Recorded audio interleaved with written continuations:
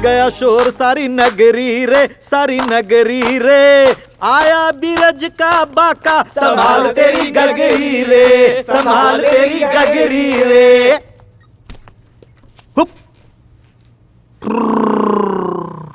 Chair का power गया, table का पावर गया, डंडे का पावर गया, लेकिन मेरा पावर तो वैसे का वैसे ही रहा।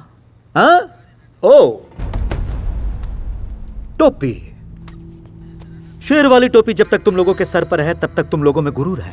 टोपी उतरते ही तुम लोगों को मेरे कहर से कोई नहीं बचा सकता, यहां तक कि यमराज भी नहीं। क्या डायलॉग मारा। जिनके सर पर टोपी है वो सामने आओ और टोपी उतारो।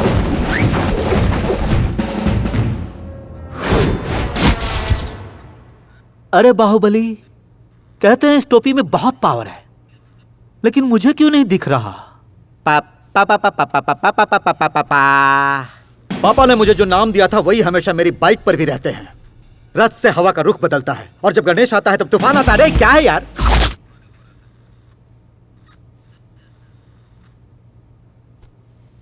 लड़कियां अपने माथे की बिंदिया समझकर मेरी इज्जत करती हैं और तूने उन लड़कियों को छुआ तो तेरा विनाश। अरे अरे कौन है? कौन है? जनता का दिया स्टार मेरे माथे पर है, ये तो सिर्फ उसका रिफ्लेक्शन है। अरे स्टार चांद के कारण चमकता है, मैं तो सूरज जला दूंगा। जिस पर फैंस की दुआ हो उसकी उम्र लंबी हो जाती है। अरे मैं उम्र कम करने की हिम्मत रखता हूं, मेरी पावर बहुत ज्यादा है। अरे अरे अरे पावर कुछ ज्यादा हो गया। ये पावर लेकर वो मुझसे टकराने आया था, कहां गया वो? अगर इस टोपी को परमानेंट अपने सर पे रखना चाहते हो तो मेरा कहां मानना पड़ेगा।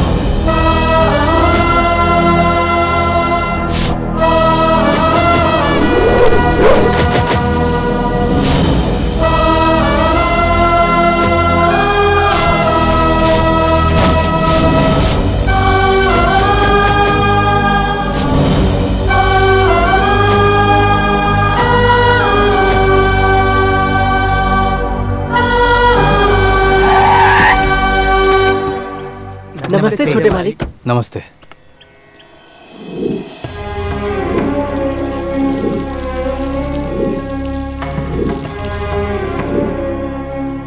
बेटा, जब तू जेल से छूटकर आएगा सोचा था तू मुझे चामुंडेश्वरी मंदिर ले जाएगा ना? ठीक है दादा।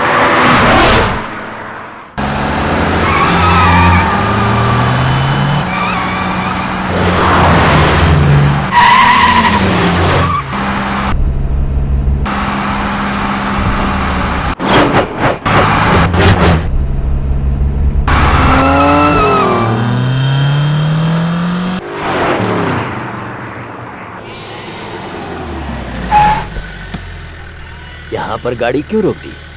दादाजी, यहाँ का जो खाना है ना वो बहुत ही लजीज है, चलिए खा लेते हैं। दादी, मैंने बहुत सारी फिल्में देखी हैं, लेकिन आप दोनों के जैसी जोड़ी आज तक नहीं देखी। अच्छा, आप दोनों आराम से खाना खाइए, मैं बस 5 मिनट में आता हूँ। बस यूं गया और यूं आया। कहाँ है वो? यहीं आया था ना?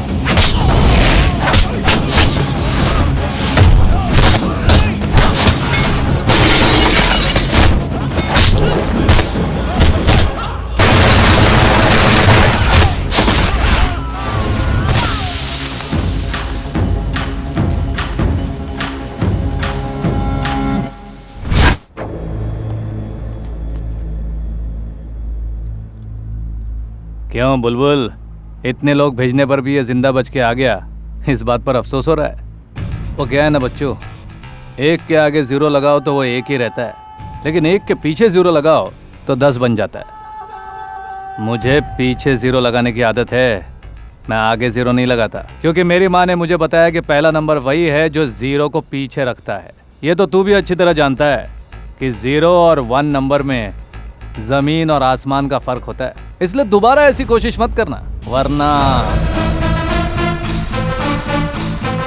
समझ में आया?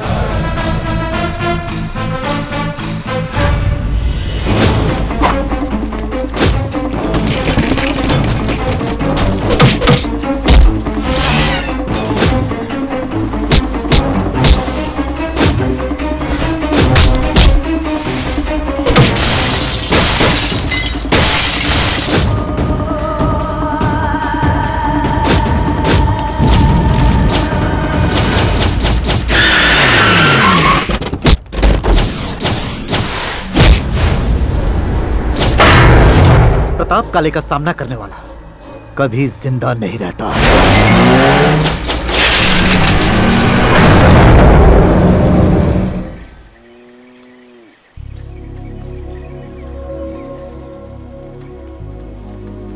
सर नमस्ते सर। नमस्ते सर। तुम यहाँ क्या कर रहे हो बली? सर आपके जाने के बाद काले और उसके लोगों ने शहर को तबाह कर दिया, कोई कानून नहीं मानता, ये सब लोग उससे परेशान है सर। हमारी भलाई के लिए हमारे शहर में आकर आपने जो कुछ भी किया था, आपके जाते ही सब मिट्टी में मिल गया सर।